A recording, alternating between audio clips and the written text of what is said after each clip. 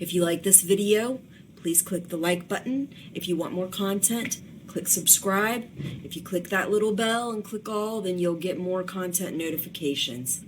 Hi everyone, this is Venus Brown. Today I'll be doing a discussion and review of House of the Dragon Season 1, Episode 7, called Driftmark, based on the place that they are doing Laena's funeral. I do have some oatmeal and coffee that I will be partaking in, so don't mind if you see me indulging. I need to get my kids to school and college soon, so I am going to try to make this quick. And I'm not always good at that, but I'm going to try. So, of course, we start this episode at Laena's funeral, and there's a lot of stuff going on in this scenario, with a lot of subtle glances and actions and comments. Usually a long scenario covering a funeral for half the episode would probably bore me to tears, but in this case, there was a lot going on. There was a lot being said. And some of it I really could not pick up on. I will have to go back and watch this episode again. There's probably 3 or 4 episodes in this show so far that I will need to go back and watch again, because there are so many things that I feel like I didn't quite pick up on. One of the things that I want to draw attention to is kind of this situation where you have the kids acting a certain way and you have the adults acting a certain way.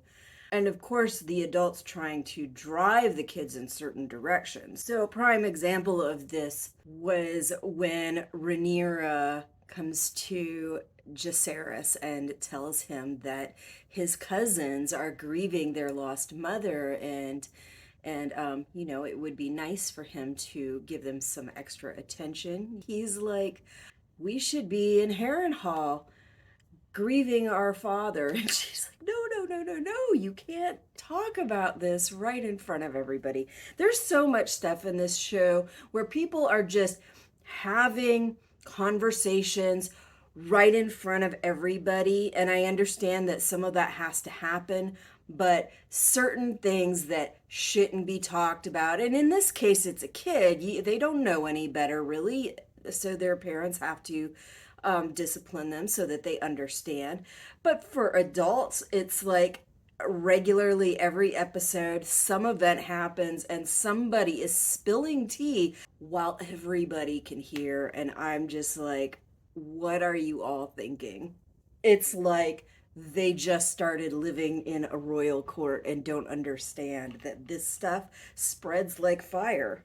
We do have this cute little point in the show where Jacaerys is standing next to the twins, and one of them has noticeably been crying, and you can see the tear marks coming down her face, and she looks at Jacaerys and pulls out her hand and grabs his hand, which I thought was very, very cute. And then Rhaenys comes up and Jacaerys just like turns around and walks away. We also see that Aegon is indulging in drinking significantly. He is a young guy, and I'm assuming that he is not all that experienced drinking. And so he is just one cup after another, and you do see him later on, maybe passed out, don't know, but Grandpa comes over there and be's the jackass that he is and starts kicking him, and then drags him up and takes him to bed, which it's good. Somebody finally grabbed one of those kids and took them to bed. But I do not approve of kicking your grandchildren. No, but we know that Otto Hightower isn't the most decent of parent or grandparent figures in the world. It is interesting, during the ceremony, one of Laena's relatives is doing the speaking, and he keeps referring to their pureblood grandchildren and how you can't thin out the bloodline and all of this, which I think is a passive jab at the Rhaenyra children because of their impure bloodlines and their illegitimacy.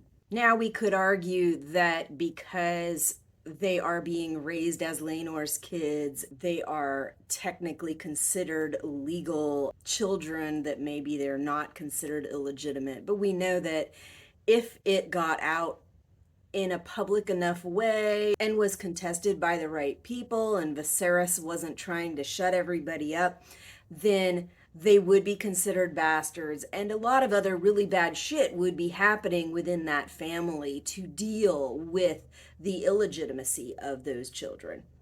But for right now, we can just say that legally they are considered legitimate children of Rhaenyra, even though everybody knows were conceived outside of the marriage.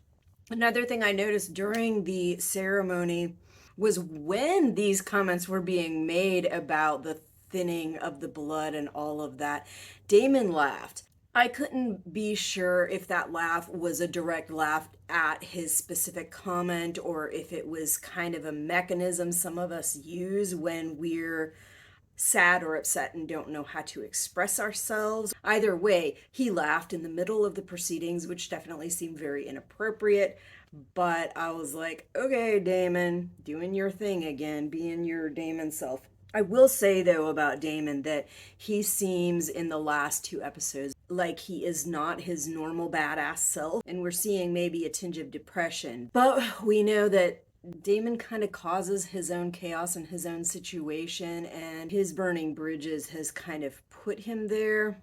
After the main part of the ceremony, we see Laenor down in the water, and he is just kind of rocking back and forth. You can see he is very, very depressed, and I was very worried that he might try to drown himself, and I suspect that that is what Corlys was worrying about when he saw him, and very quickly went to his partner and told him to go and get his patron.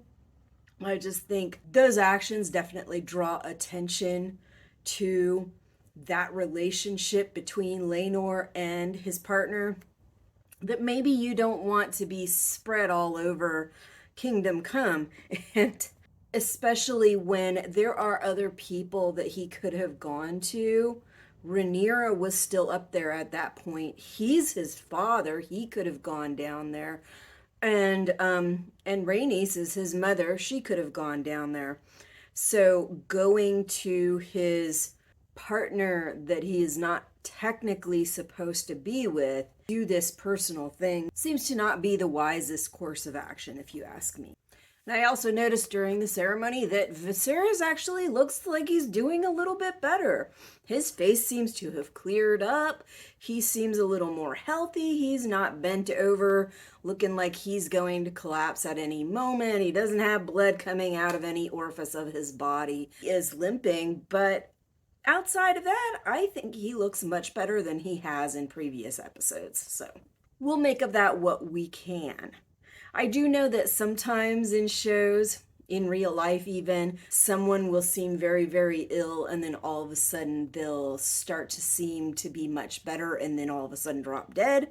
So I am wondering if something like that isn't going to happen next time. And from my understanding, the next episode is going to be a small time jump. So I'm assuming he is going soon. I just don't know how soon. Throughout this episode, we do see a little more of these divisions between the Reds and the Blacks. The sides are definitely being drawn, and the people on those sides are definitely becoming more noticeable. We saw Kristen Cole come up and talk to Alicent about Larys Strong, eyeing her repeatedly throughout the ceremony, and comes and talks to her on the boat.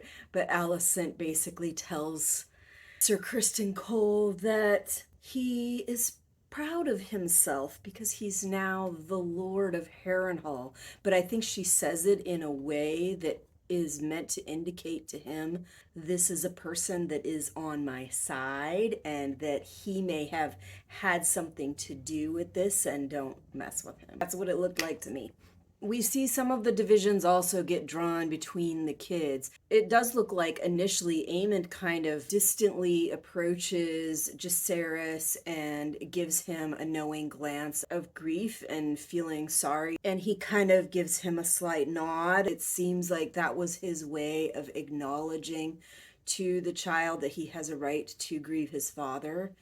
Of course, later on in the episode, that whole decency and grief and all of that seems to have completely washed away with the actions of all of the children that are in this huge fight, except Aegon. Aegon, frankly, was not even part of the situation. He gets dragged into it later on. So let's talk about that dragon ride. Now, for the most part, I've seen Aemond as a kind of bullied character who seems to be a bit shy, who doesn't want to cause a lot of problems. The bullying and being picked on all the time is also eating at him, and I suspect that is part of what happens at the fight.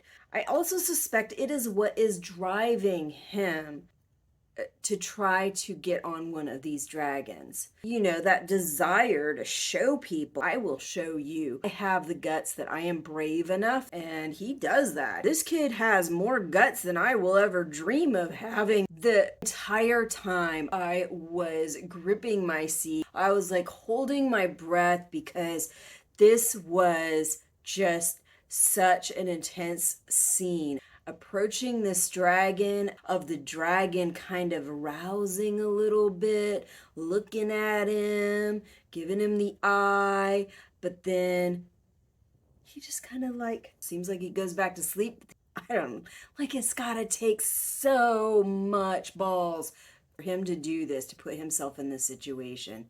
And maybe adrenaline's kicked in at that point, and so he's just like, I'm ready to go. But wow, that was terrifying. Terrifying. I don't have any animosity for this kid really at this point, at the point of him getting on this dragon.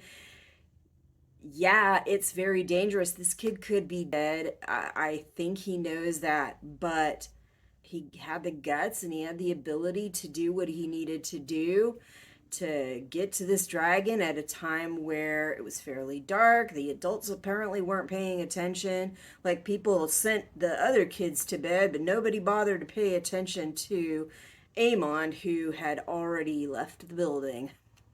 But of course, the dragon stirs again.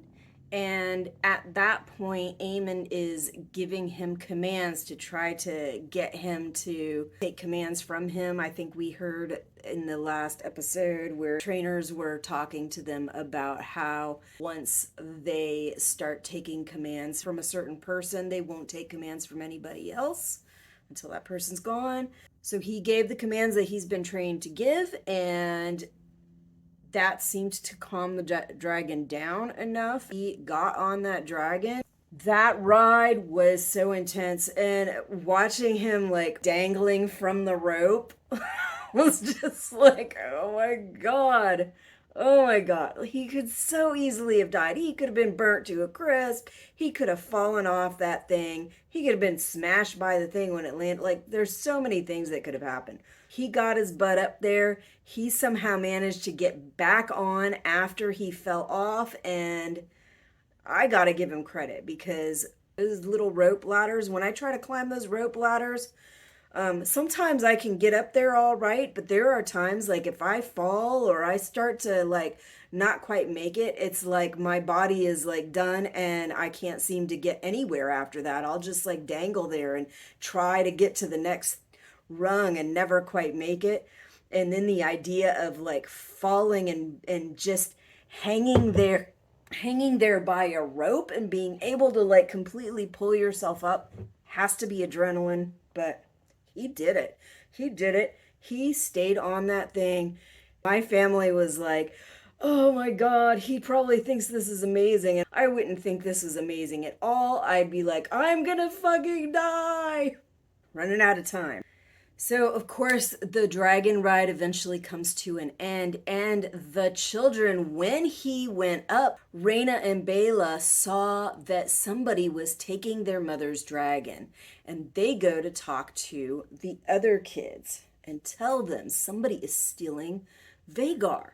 Like, you gotta help. So Baela and Rhaena get Jacaerys and Lucerys, and they all go down there, and they confront Aemond when they see that it's him, and one of the girls says, it's you, and he's like, yeah, it's me, and say something about him taking their dragon and taking their mother's dragon, and he basically blows them off and tells them that it's his dragon now and that she's dead, and so now she has a new rider, and makes a rude jape about he could get her a pig that it might be fitting for her. And like I said, I really feel like this is because he's been bullied so much that now he is like taking all this bullying that was done to him and he's projecting it out to other people that don't deserve it. Those girls had nothing to do with his bullying. But sometimes that's what happens. Sometimes the bullied person becomes a bullier of somebody else. They feel like they have no control in the situations where they're being bullied, and they take out their frustration and they utilize their control over somebody else that is smaller and weaker than them. Of course, his comments cause reaction from them, and like the whole thing, it was like all these things. The whole thing was like all this stuff was occurring to just increase the anger and the frustration and the chaos, and eventually the girls and Jacaerys and Lucerys are both just kicking and beating the tar out of this kid, but he's doing what he can and he finally gets out from under them. I mean, I don't condone him hitting the girl in the face. I don't. But let's be real. When somebody's being bullied a lot, it might come out on somebody else. It might come out later. They might not be the nicest person to be around later in life because they've been treated like crap. Jacaerys and Lucerys get in on it, and to make a big dig at them, Aemon starts making fun of their parentage, calling them bastards and strongs and all of that. But he also picks up a very large stone. I'm gonna say though that this kid was kind of protecting himself. He was just down there and people were like, and 4 kids were kicking and beating the crap out of him. So him grabbing the first thing he can to try to threaten them, to me, is a normal reaction. And you're talking about a bunch of underdeveloped kids. Until next time, I'll see you when I see you. If you like this video, please click the like button. If you want more content, click subscribe.